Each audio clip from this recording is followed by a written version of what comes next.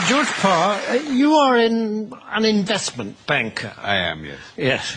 And as such, you have your fingers right on the pulse of the financial market. Yeah, very much so, yes. And during the summer, there's been a great deal of turbulence and volatility in the market. Yes, tremendous. Yes, tremendous.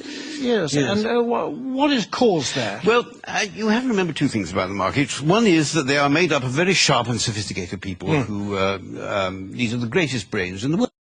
And the second thing you have to remember is that the financial markets, to use the common phrase, are driven by sentiment. What does that mean? What does that mean? Well, things, let's say, are just going along as normal in the market, and then suddenly, out of the blue, one of these very sharp and sophisticated people says, "My God, something awful's going to happen! We've lost everything! Oh, my God, what are we going to do? What are we going to do? Shall I jump out of the window? Shall I jump out of the window? Exactly, let's all jump out of the window. Sell! We've lost a sell! Sell! Yes. Precisely. Yes. And then a few days later, this same sophisticated person says, "You know, I think things are going rather well." And everybody says, "Yes, I agree with you. I think we're rich. We're rich. Yes. Rich. Yes. Buy. Buy. Yes. Yes. And that's what we call market sentiment. Yes. Surely we are exaggerating just a bit. Well, I don't know. I mean, in August, in the middle of August this year, when the market absolutely plunged in London, a well-known city firm, State Street Global Markets, issued a statement in which it said, and I quote, "Market participants don't know whether to buy on the rumour and sell on the news, do the opposite, do both, or do neither, depending on which way the wind is blowing," unquote. Yes, and this is the kind of rigorous analysis that companies will pay huge salaries for. Yes, exactly. And a few days later, when the market had gone up a little bit, the senior equities advisor on ABM Ambrose Morgan said, and I quote, "We're back to happy days again." Well, no price is too high for that kind of mature wisdom, certainly is it? This sort of people are paid millions of pounds in bonuses. Yes, of course. During this summer, there have been actual causes behind the volatility in the markets, haven't there? I mean, specifically and especially in America, granting vast numbers of mortgages to people who can't afford them on properties which are diminishing in value. It's the so-called subprime situation, yes. The subprime market. Yes. How does that work, in fact? Well, imagine, if you can, say, an unemployed black man sitting on a crumbling porch somewhere in Alabama in his string vest, and a chap comes along and said, "Would you like to buy this house before it falls down? And why don't you let me lend you the money?" And is this chap who says this, is he a banker? Oh, no. He's a mortgage salesman. His income depends entirely on the number of mortgages that he can arrange. So his judgment to arrange mortgages is completely objective? Completely objective, yes, absolutely.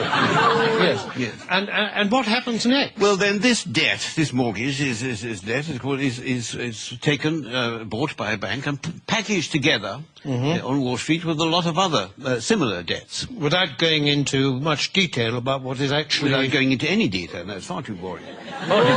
And so this is put into a package of debt, and then it's moved on to Wall Street, and it's extraordinary what happens then, that somehow this package of dodgy debts stops being a package of dodgy debts and starts being what we call a structured investment vehicle. An SIV? An SIV, exactly, yes. Yes, I see. And then someone like you comes along and buys it. I buy it, yes, and then I will ring up, I don't know, somebody in Tokyo and say, "Look, I've got this package, do you want to buy it?" And they say, "What's in it?" And I say, "I haven't got the faintest idea." And they say, "How much do you want for it?" And I say, $100 million, and then they say, "Fine, that's it." And that's the market. And presumably this package, I mean, that kind of thing can happen several times to the same package. Possibly, yes. And every time it does, of course, then you, or someone like you, will get a fee and a markup. And a profit, yes. And so well, you can't expect us to do it for nothing. It's hard work being...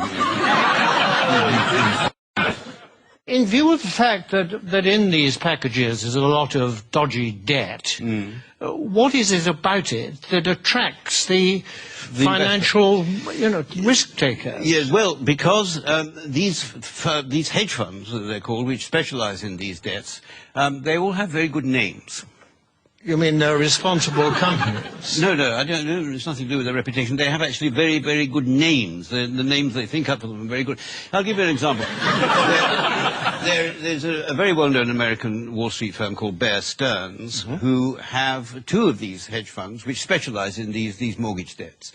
And they lost so much money, lost so much of its value, that Bear Stearns announced that they would have to put in $3.2 billion into one of the funds to try and keep it afloat. $3.2 billion? 3.2 billion, yes. And even then they said the investors couldn't get any money out of it and they were going to let the other fund go. But one of these funds was called the High Grade Structured Credit Strategies Fund, and the other was called the High Grade Structured Credit Enhanced Leverage Fund. Well, that sounds very good. That's good, isn't it? It sounds very trustworthy. Actually, this is the magic of the market. What started off as lending a few $1,000s to an unemployed black man in a string vest has become a high-grade structured credit enhanced leverage fund.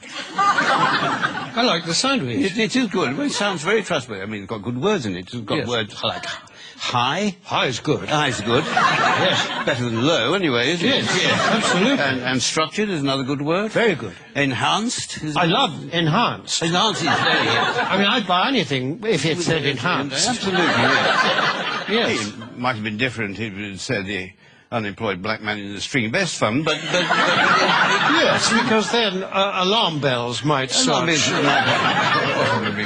to ring. But despite these very plausible names, surely the reality is that the people that lent all this money have been incredibly stupid.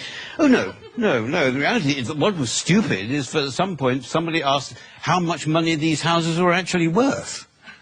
I mean, if they hadn't bothered to ask that question, then everything would have gone on as perfectly normal. But unfortunately, they did. I see, but now, you see, people are saying the crisis is likely to turn into financial meltdown. I mean, can that be avoided? It can be avoided, provided that governments and central banks give us, the financial speculators, back the money that we've lost. But isn't that rewarding greed and stupidity? No. It's rewarding what the Prime Minister Gordon Brown called the ingenuity of the markets. That you see, and we don't want this money to spend on ourselves. We want this money just to go into the market so that we can carry on borrowing and lending money as if nothing had happened without thinking too much about it. Yes, but if the worst came to the worst and you didn't get this money, what then? Well, then there'd be another market crash, and then I would say to you what people like me always say, that it's not us that will suffer, it's your pension fund. Thank you very much, George Parr. A pleasure.